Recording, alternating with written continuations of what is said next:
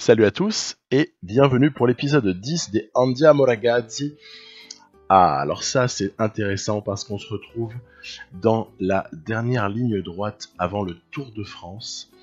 On va s'intéresser essentiellement au Tour de Suisse et au championnat d'Italie. Il y a deux courses pour le championnat d'Italie. Mais d'abord, faire un petit point sur le Dauphiné, si je ne l'ai pas développé, regardez. Victoire de Quintana, il y avait du monde, il y avait Froome, il y avait Dumoulin, etc. Si je ne l'ai pas développé, c'est parce que tout simplement nous étions totalement dans l'impossibilité d'être compétitifs. Je ne pouvais pas aligner de coureurs, on était trop près du Giro. Je ne pouvais pas aligner de coureurs vraiment compétitifs là-dessus, sinon ça allait d'une façon ou d'une autre perturber la préparation de la suite. Donc c'est pour ça qu'en fait les meilleurs de nos équipiers de Nibali pour le Tour de France se retrouvent sur le Tour de Suisse. Il y a Caruso, il y a De Marchi, il y a Gianni Moscon, il y a même Marco Marcato, le héros des Flandriennes. Et sur le prologue, il y a à peu près rien à signaler. Victoire de Tony Martin, sans la moindre surprise. Et puis on se retrouve, vous voyez les barres jaunes, les barres jaunes, elles indiquent bien qu'on est tous, on est avec des coureurs qui sont vraiment en préparation. Alors je suis venu sur ce Tour de Suisse avec pour ambition peut-être d'avoir une victoire d'étape, ou peut-être deux même, si jamais vraiment ça se passe super bien. Alors justement, à cet effet, dans l'étape 2, là, on essaie de préparer le terrain, peut-être d'une élimination de certains sprinters qui sont plus à l'aise sur terrain plat. Et puis je tente aussi un petit départ avec De Marchi. On sait que il a des qualités de baroudeur qui avaient été particulièrement en évidence. C'est un peu pour ça que je l'ai recruté, je vous avoue. J'adore son profil. Je trouve qu'en plus il a un profil qui est différent de ce qu'on peut connaître dans la partie Lotto-Soudal. Et c'est un petit peu ce que j'aime bien proposer dans cette partie Andiamo Ragazzi. C'est quelque chose de différent en fait. Donc De Marchi va être repris évidemment. Quick-Step roule bien, mais le groupe s'est restreint à l'avant en fait. On a réussi quand même à éliminer d'une certaine façon. Et puis on va jouer quelle carte ? On va jouer la carte de Marco Marcato, parce que en fait ce gars-là il paye pas de mine, mais souvenez-vous la manière dont il a glané sa victoire à Gand-Wevelgem, sa victoire. On voit qu'à la Philippe s'échappe, mais heureusement ça roule derrière. Donc on n'a pas besoin de rouler, on va peut-être être ramené nous-mêmes par les autres équipes. Marcato il a gagné parce qu'il était en fait très très fort au sprint, beaucoup plus fort que ce qu'on aurait pu s'y attendre, et beaucoup plus fort que ce que sa petite note de sprint 71 le laisse penser, mais c'est parce qu'il a une grosse accélération en fait. Et ça aide bien. Donc il va chercher là une deuxième place qui n'est pas déshonorante. Il y avait Viviani qui gagne cette étape et qui lui par contre a des qualités de sprint formidables, mais également une capacité à passer les bosses. Et donc ça en fait quelqu'un de totalement redoutable sur ce type d'arrivée. Donc très très dur à prendre Viviani. La deuxième place me va à merveille parce que je ne pouvais pas réellement espérer mieux, c'est déjà beau. Troisième étape, on est sur quelque chose d'encore assez calme, vous allez voir qu'après ça va s'exciter. Après il y a de la montagne, en veux-tu, en voilà. Mais pour l'heure, c'est une étape relativement plate, et donc on va essayer de voir s'il n'y a pas quelque chose à faire. Je sais pas si vous vous souvenez, mais je l'avais joué aussi avec Lotto-Soudal, cette étape-là. J'avais joué le Tour de Suisse, et en fait, Bettiol il s'était fait reprendre sur la toute fin.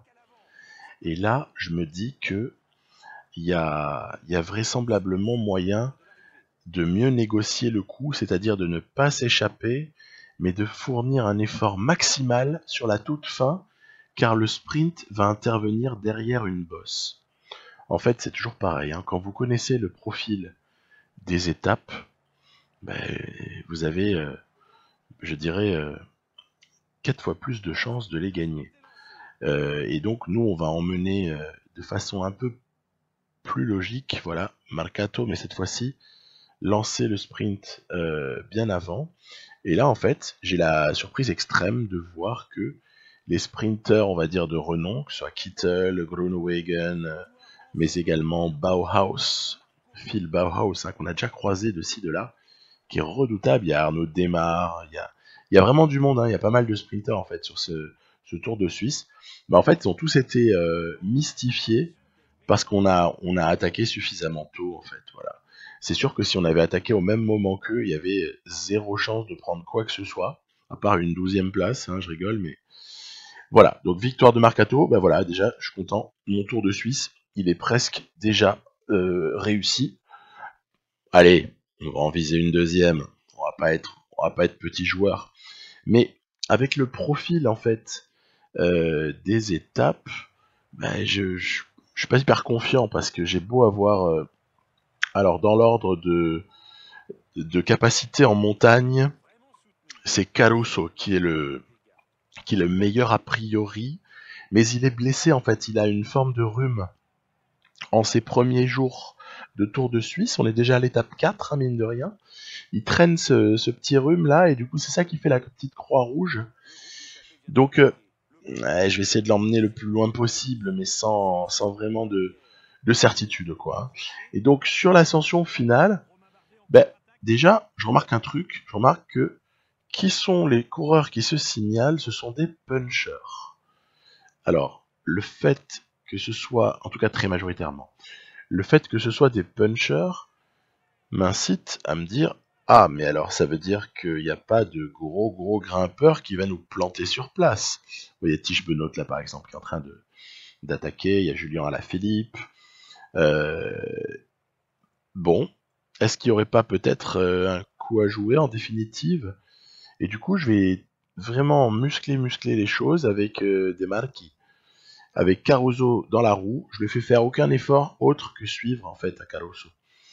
Prendre le relais quand même ici pour essayer d'emmener. On est pas mal positionné en fait.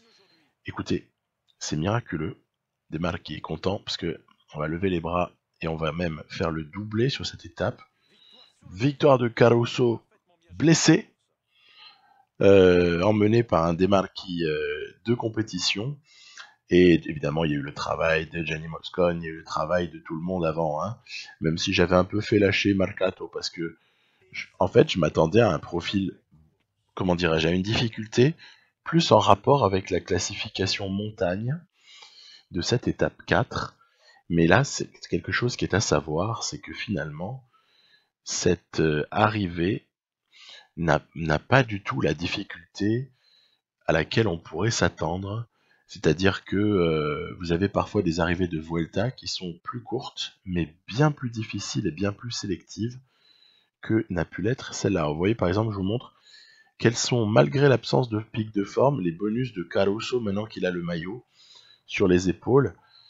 En fait, il a plus 2 là, mais on pourrait s'attendre à plus 4 sans pic de forme. C'est exceptionnel.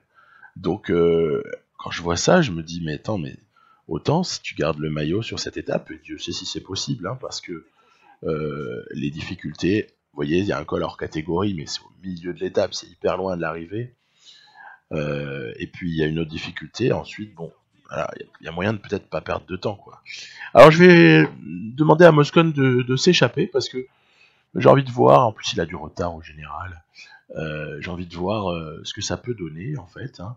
J'aime bien tenter des trucs comme ça quand il n'y a pas de pression de résultat. J'aime bien faire un peu plus attaquer, un peu plus tenter des choses. Et il va rejoindre des échappés, mais qui sont complètement carbonisés. Bon ben, on l'a compris, hein, voilà. Moscon lui-même n'en menait plus très large. Bon bref, voilà, on a deux équipiers qui sont tombés à l'arrière, c'est pas fondamental. Bon bah ok, donc Moscon il a un peu du coup grillé ses cartouches. C'est dommage.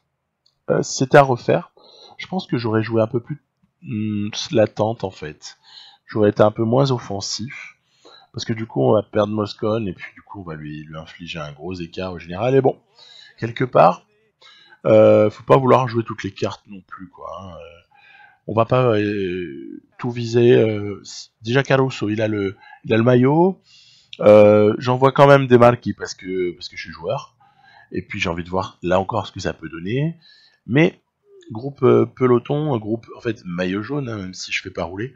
Euh, le groupe maillot jaune, il a largement repris des marquis, donc voilà, on va le faire un peu récupérer. Il va aider. Et puis vous voyez par exemple, il y a un groupe là avec Young Girls qui essaie de travailler pour Viviani, pour le ramener, parce que ça s'était quand même bien restreint le groupe à l'avant. Et puis sur le final, avec ce replat, ou en tout cas ce faux plat, mais avec faible inclinaison, tout le monde s'est regroupé, en tout cas une grosse cinquantaine de coureurs. Et puis je vais tenter un coup avec Caruso, puisqu'il a la barre au max et qu'il a une forme plutôt correcte. Mais en fait non, il y a Viviani qui prend la roue, pas d'illusion, l'arrivée est pour bientôt. On est en fait sur une arrivée qui va être encore une fois pour Viviani très largement le meilleur sur ce terrain. Et il est à noter hein, que Viviani aura vraiment passé ses difficultés là, notamment le col hors catégorie, mais il n'y avait pas un énorme rythme, à part sur la fin. J'ai essayé un peu de muscler pour trier un peu les coureurs et pour distancer justement ce type de, de sprinter, mais ça n'a pas fonctionné en fait. J'étais un peu à court d'équipiers capables de vraiment faire la diff. Du coup, bon, c'est pas grave. Un relatif statu quo au général. Et puis, comme l'appétit vient en mangeant, quand on voit le profil de cette étape 6, vous verrez que l'étape 7, c'est aussi de la montagne. En tout cas, il y a une arrivée au sommet. Euh, je me dis, mais et si finalement, en plus avec sa bonne forme du jour, là, le dénommé Caruso, crée une immense surprise. Oui, mais pour que ça ait lieu, il faudrait prendre un petit peu plus d'avance. Parce que ce Tour de Suisse terminera avec un contre-la-montre pas réellement vallonné, mais en tout cas un tout petit peu, mais quand même surtout plat donc, excusez-moi, de 28 km. C'est beaucoup 28 km pour quelqu'un qui n'a que 70 ou 71 en contre-la-montre, même s'il a une bonne forme du jour, donc il y a intérêt à taper un grand coup un peu avant. Et donc, je me dis, profil d'étape assez intéressant, avec 2 cols hors catégorie, mais finalement, le deuxième col qui est placé non pas à l'arrivée, mais juste avant une descente qui elle-même voilà, terminera par la fin de cette étape. Il y a un truc à faire, donc on va jouer la stratégie d'élimination. Puis vous voyez que j'y ai un peu grillé toutes mes cartes, tous mes équipiers sont lâchés, mais la bonne nouvelle c'est que beaucoup de concurrents en général sont lâchés également, à tel point que Caruso, qui est vraiment fort, alors là je dois juste gérer la fin de barre rouge là sur cette fin de col, donc ne pas se mettre alors justement c'est pas le cas de le dire dans le rouge, parce que il faut essayer de conserver un tout petit peu de barre rouge, faut pas se mettre en souffrance totale, sinon après on craque et on se prend des écarts. Non, non, bah, tout va bien, on a même un compagnon à l'avant, c'est Dan Martin. Dan Martin en plus que je ne crains pas beaucoup sur contre-la-montre. Il a un tout petit peu aidé, même si Caruso a dû faire l'essentiel du boulot, même dans la descente, et puis dans la montée évidemment. Et il y a une justice en vélo, c'est que il va s'imposer d'un boyau sur Dan Martin, alors qu'on voit que Romain Bardet était revenu comme une balle. Et puis derrière, voilà, vous voyez par exemple, il y avait Alaphilippe et Benoît qui étaient très bien placés, ils ont pris un petit éclat. Les Sky, avec notamment un Geraint Thomas, ont aussi pris un petit éclat. Geraint Thomas peut être à craindre en fait, parce que lui, il est tellement bon en contre-la-montre que, et oui, il représente une vraie menace par contre au classement général, en tout cas, dans la mesure où l'appétit est venu en mangeant, et vous voyez, oh là là, il y a un écart qui commence à être intéressant. Moi, ce que je veux voir, c'est les 2,08 sur Alaphilippe et les 3 minutes sur Geraint Thomas. C'est surtout ça que je retiens, parce que les autres ne sont pas meilleurs en contre-la-montre que Caruso. Donc voilà, à voir maintenant ce qui va se passer sur cette étape-là. Si on avait la bonne idée d'essayer de glaner encore un peu de temps, ça nous mettrait peut-être un petit peu à l'abri avant la dernière étape, l'étape 9. Je sais qu'il y a la 8 avant, mais la 8 est relativement calme, puisqu'elle est plate. Donc ben on va refaire travailler, hein. On va refaire travailler. J'ai même fait un peu travailler Marcato au départ de cette difficulté finale. Alors là, c'est quand même fort, hein. C'est quand même vous voyez le pourcentage? Il y a plusieurs passages en noir, ce qui veut dire qu'il y a des endroits où on dépasse les 10%, donc c'est une jolie arrivée. Et ben,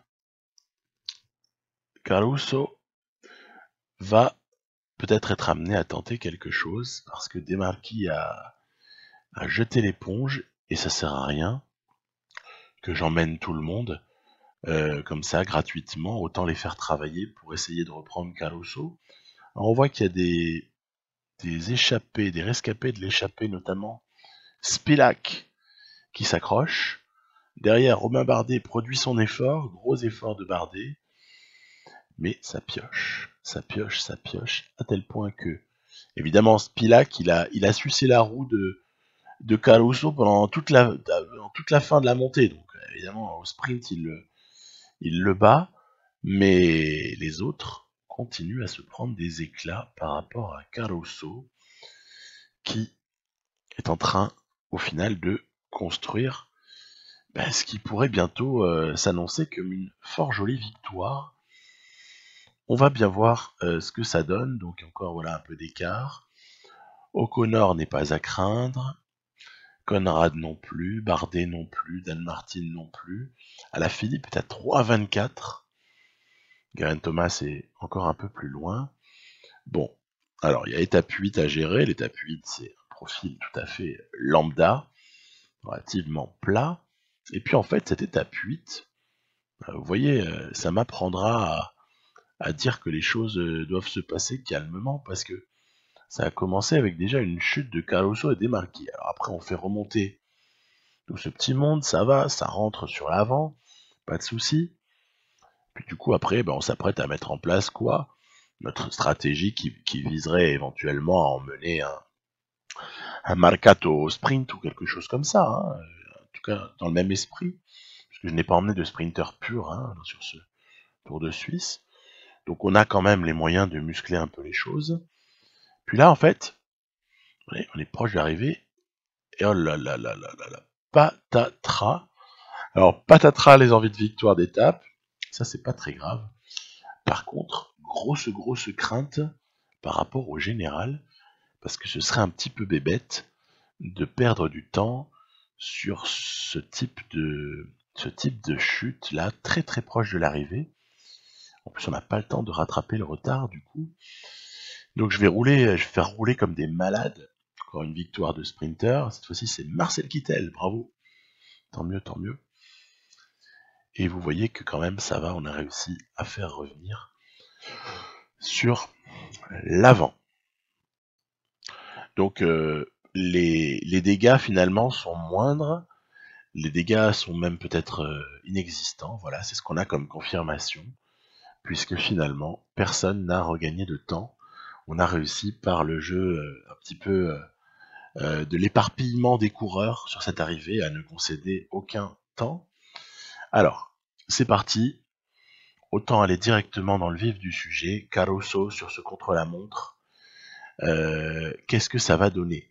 Alors, il y a une certaine longueur, 28 km. Donc, on va surtout s'intéresser déjà au premier intermédiaire. Voilà. Premier intermédiaire, ça va. On est de l'ordre de la minute. La minute, moi ça me va, il n'y a pas de souci. Même 2 minutes, il n'y a pas de problème, parce que 2 minutes, ce sera jamais sur un O'Connor ou sur un Conrad, ou peu importe. Donc pas de problème, tant qu'on limite un petit peu les dégâts de cette façon-là, il n'y a pas de souci. Voilà. On est toujours dans quelque chose de raisonnable au deuxième intermédiaire. Le parcours après nous aide, parce qu'avant le deuxième intermédiaire, il y avait une montée, et Caruso est fort en vallon, donc plutôt ça va, plutôt favorable comme type de contre-la-montre, et au final le différentiel de temps sera totalement acceptable. Alaphilippe a fait un très très gros contre-la-montre. Caruso, non content de rafler le général, il prend aussi le classement montagne, Et pour ce qui est du classement par points, c'est Julien Alaphilippe. Donc voilà, victoire de Damiano Caruso. Bah voilà, bah c'est cool. Hein. Heureuse surprise finalement dans cet épisode, où je ne m'attendais absolument pas à ce type de choses. Il avait même rajouté le GP d'Argovie, là, du canton d'Argovie avant. Là. Je l'avais pas joué, c'était une simulation, mais il faut croire que voilà, ça s'était bien goupillé pour lui. Donc joli mois de juin pour Caruso. Et puis on passe là au contre-la-montre, championnat d'Italie, de contre-la-montre, avec, hein, je vous ai déjà présenté ce coureur, il était au Giro, le dénommé Antonio Colantonio, qui fait un super temps, super temps. Et puis évidemment, on a quand même emmené Gianni Moscon avec beaucoup plus qu'une idée derrière la tête. Alors, premier intermédiaire, c'est pas terrible du tout. Je m'attendais quand même à dominer, quoi, hein, à dominer ce CLM. Après, il faut dire que Moscon, suite à une blessure, etc., il n'a pas non plus son pic de forme, hein. Il l'a pas, hein. Donc dès lors, on est un peu à la merci de tout ce qui est forme du jour et voilà. Donc on fait avec ce qu'on a. Hein. C'est bien aussi, hein, des fois de devoir composer. Hein, voilà, vous voyez, deuxième intermédiaire. Ah là, c'est pas terrible. Une grosse vingtaine de secondes. Bon, ok, maintenant on va voir sur le final parce que le final est assez difficile. En tout cas, il est plus difficile que, par exemple, le départ. Allez, on gère le petit bout de barre jaune qui reste là jusqu'au bout. Aïe, battu. Et donc, à ma grande surprise, c'est une victoire de Dario Cataldo. Ben voilà, on s'est fait avoir. On visait ce titre de champion d'Italie de contre-la-montre. En plus, moi j'adore jouer contre-la-montre, que ce soit individuel ou par équipe. Ben non, ben voilà, ça l'a pas fait. Ben ouais, c'est pas grave. Donc, on passe maintenant à la course en ligne. Alors la course en ligne, on en a un seul qui est en forme, en préparation, je dirais optimale, c'est Colbrelli, mais par une relative randomisation des choses, il n'hérite que d'un +1.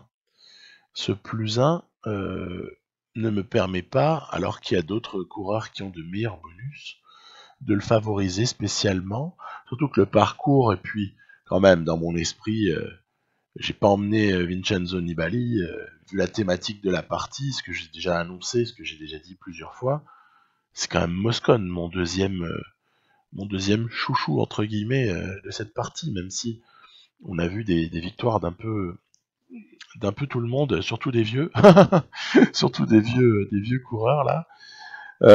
Mais c'est quand même Moscon que j'ai envie d'emmener. Hein. Donc, on va travailler là encore dans ces difficultés. Si vous voulez voir un autre moment où j'ai traité cette course-là, en tout cas ce championnat d'Italie, mais sur ce parcours-là, c'est en 2019 avec l'Auto Soudal, lorsque Alberto Bettiol est champion d'Italie. Et sauf que cette fois-là, il avait dû se débrouiller tout seul, Alberto Bettiol. Donc c'était pas la même mayonnaise. Là, Moscon, il était dans un fauteuil. Il n'a qu'à placer une attaque après que Marcato ait fini le boulot, hein, qui avait été initié par tous les équipiers. Il y avait Fellin et Colbrelli. Et puis il y avait Colantonio en premier lieu. Donc on avait vraiment du matos. Hein, il n'y a pas de quoi se vanter. On est arrivé en force à ce championnat d'Italie. Bon, maintenant, on était aussi arrivé en force au championnat de contre-la-montre et puis on a perdu. Donc, gagner, même quand on est favori, moi, ça m'intéresse. Donc, Moscon, voilà, garde une vingtaine de secondes environ. Il y a Santa Romita derrière là qui est dangereux. Il faut pas laisser trop revenir. Je sprinte pas en fait. Je fais un effort à 95. Ce qui du coup bouffe de la barre mais ne la bouffe pas aussi rapidement. Et oui, c'est bon. Moscon va être champion d'Italie, c'est parfait. Marcato pour l'honneur va chercher une 3ème place, très bien. Et donc, Ben voilà, c'est bon. Objectif atteint. Le sponsor, il nous demandait du top 3. On l'a. On l'a. Donc, c'est très bien tout ça. Donc, au niveau course, dans cet épisode, il n'y a pas d'autres situations de course. Par contre, il faut qu'on discute de la suite. La suite, c'est quoi? La suite, c'est le Tour de France. Alors, vous voyez que ce cher Moiro m'a fait de très jolis maillots. On avait déjà vu celui de champion du monde, mais celui d'Italie, champion d'Italie, est pas mal du tout. Je vous ai mis ici quelle était l'équipe que j'allais emmener sur le Tour de France, qu'on démarrera à l'épisode 11, très prochainement. Et je voulais aussi, pour une fois en image, montrer un petit peu. Alors donc pour mémoire, ce Tour 2014, il démarrait au Royaume-Uni. Il y avait une étape 1 et 3 qui était assez plate, on va dire, pour sprinter. On se souvient, il y avait eu grand malheur pour Cavendish notamment, alors qu'il était tellement désireux de s'imposer à Londres. Et puis, il y a une étape 5 aussi qui est à noter, puisqu'il va y avoir des pavés. Il y avait eu une étape 5 phénoménale à cette époque-là. Il y a un petit passage par la planche des belles filles, ça nous intéresse beaucoup. Ensuite, on est dans la montagne des Alpes. On en sort, on n'y reste pas bien longtemps. Et on va du côté des Pyrénées. Et du côté des Pyrénées, qu'est-ce qui va être intéressant? C'est juste après l'étape 20, voilà, Périgueux. Et avant et après, vous avez l'étape 21. L'étape 20, c'est un contre-la-montre quasiment plat. En tout cas, encore une fois, il y a des différences de profil suivant que vous êtes dans PCM ou suivant que vous allez chercher les vrais parcours. Vous verrez quand je vous le montrerai, ou alors vous le connaissez peut-être. Il n'est pas plat, ce contre-la-montre. Mais dans PCM, il a l'air relativement plat. Donc on verra au moment où on le jouera si c'est une modélisation défaillante ou si c'est juste une image de profil qui ne reflète pas la réalité. Toutefois, voilà, donc je vous dis rendez-vous dans pas longtemps pour l'épisode 11. Comme j'ai beaucoup de travail avec l'Auto Soudal, de préparation de 2021, je vais enchaîner quelques petits épisodes d'Andiamo Ragazzi, et après évidemment on reprendra le cours entre guillemets normal des choses, c'est-à-dire avec du Lotto Soudal relativement fréquent. Voilà, je vous salue tous et vous souhaite une très très belle journée, nuit, peu importe, ça dépend l'heure à laquelle vous me regardez. Bye bye.